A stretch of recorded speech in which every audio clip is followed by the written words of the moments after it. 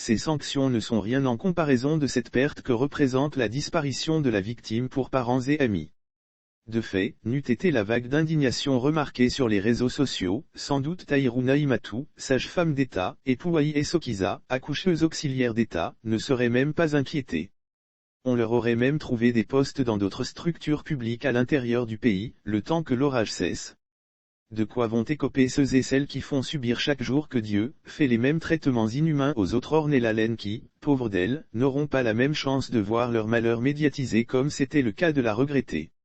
Il en meurt des dizaines d'Ornella-laine tous les jours dans nos hôpitaux fantomatiques. Ces sanctions sont donc autant de cautères sur une jambe de bois.